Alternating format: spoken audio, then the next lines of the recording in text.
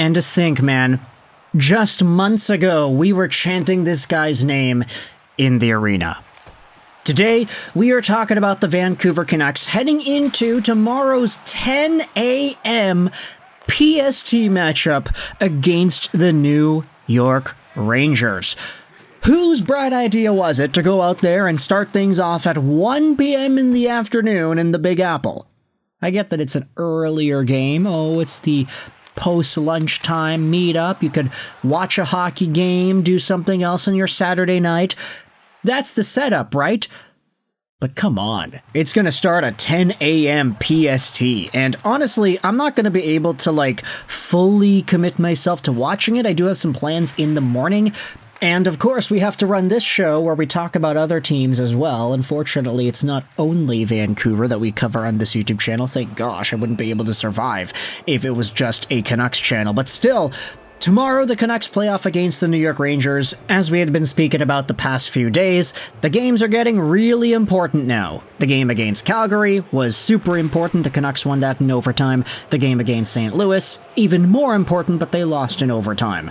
Just for your understanding here, the Vancouver Canucks, if they beat the New York Rangers in regulation, their odds go up 9.9% to 40.2%. If the Canucks win in overtime, their odds go up only 8.6%, but that is still a 38.9% overall chance of making the dance. So Vancouver's at 30-something% right now. If they win this game against New York, things get skewed a lot heavier in their favor. They ultimately cannot afford to lose. The Rangers, same thing. Their playoff odds are a lot worse than Vancouver's in the East right now, but still, tomorrow's game is going to be a slobber knocker, both of these teams holding on to the hope of making the playoffs, but ultimately, I wanted to talk about one guy on the New York Rangers whose presence in Vancouver, against Vancouver, on Vancouver, you know him, you once loved him, maybe you still do, who really knows? It's JT Miller, everybody. This show is brought to you by ExpressVPN. Go out there, check out that first link in the description to save some money on your VPN, get some free months, and support this YouTube channel in the process. Ian McIntyre's latest article on Sportsnet.ca is an interview with JT Miller.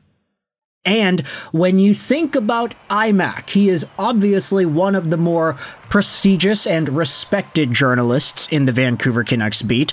His written articles are always a treat for all of us to read, so let's go out there and take a look at this new one, shall we?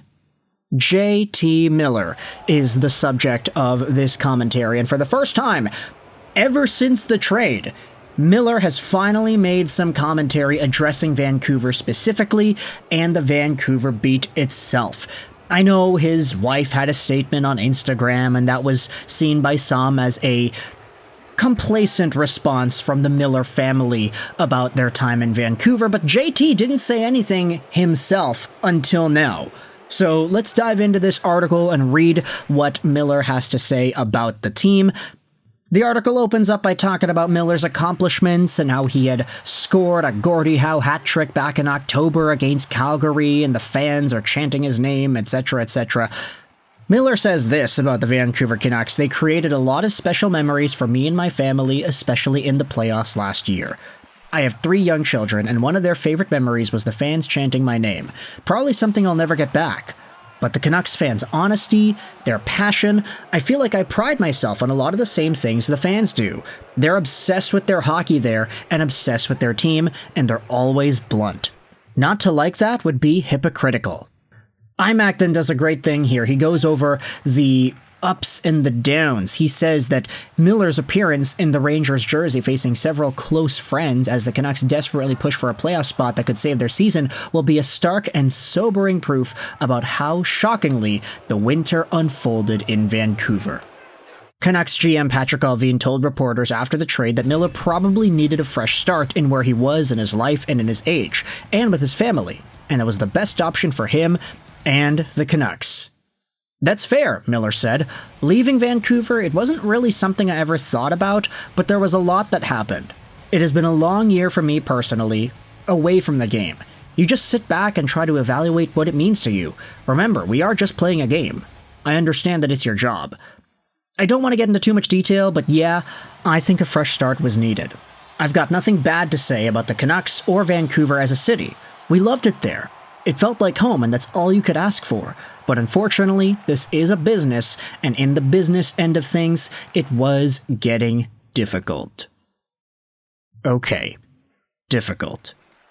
The article then takes an interesting turn. It talks about Jim Rutherford's comments on the Globe and Mail about Miller and Pettersson, where Rutherford admitted to the media that there's something going on there and it's a problem and some of these guys might get traded because of it. The whole me and Petey thing, it's still blown out of proportion, Miller insisted. I get what Jim Rutherford is doing. I have a ton of respect for Jim, and I talked with him after that story. I wasn't mad. I understand everybody has a job to do. Clearly, if me and Petey were better than we were, obviously this might be different. But it's also not as bad as everybody thought either. It's just an easy thing for everybody to run with. There was just a lot of moving parts. And so I guess for the first time since the trade, Miller has addressed the Elias Pettersson story and what happened, what didn't happen, and how everybody responded to it. Might I remind you, this was the biggest thing in hockey for that December-January period. And look, I'm gonna say selfishly, I got a lot of YouTube views making videos about that stuff. Clickbaity or not, it still was the most talked about thing in the sport of hockey in that time frame. Oh, Vancouver was a playoff team last year. They had a 100-point guy, and now he's struggling, and they had another 100-point guy, and he's also struggling, and now they don't get along, and they can't squash this beef that they've gotten, and now one of them might get traded. It was huge.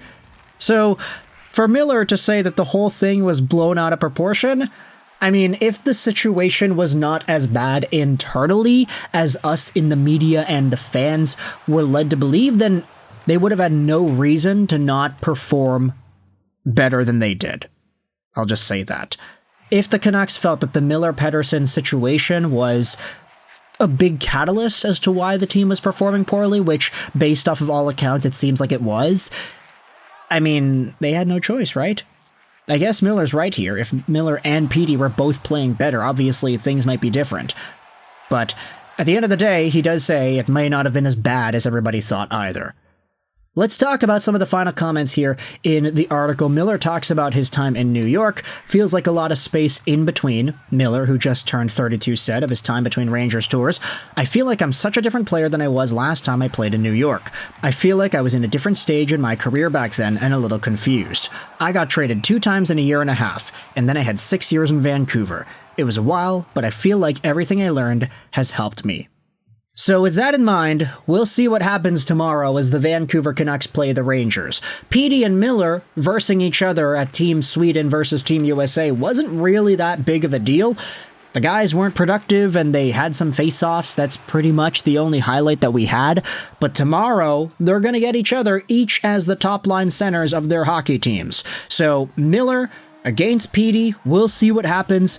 Let's dive into one more Miller quote that's not from the iMac article. This is from Vince Mercogliano, who tweeted it out earlier this morning. Miller spoke about facing Vancouver tomorrow for the first time since the trade. "Some of my best friends are on that team. We're going to dinner tonight, but once tomorrow comes, it's going to be a war. And I think we all understand that. We would rather it be that way anyway. It's all business when we get out there." And one of the main replies is, "Oh, is Pettersson coming?" Yeah, who knows? Who knows? We'll just wait for the Instagram stories to go out there and reveal the roster, the deets, as you may say. But tomorrow the Canucks play the Rangers. Super important game for Vancouver one more time here against JT Miller, against Mika Zibanejad, against Panarin. Who knows if Shesterkin gets the start, but for now, I want you to let me know your thoughts in the comment section below about JT Miller finally speaking out about Elias Pettersson and the situation in Vancouver post-trade. What are your thoughts on the comments that he made? What are your expectations for the game tomorrow? The article will be linked in the description. I hope you enjoyed this video. And bye.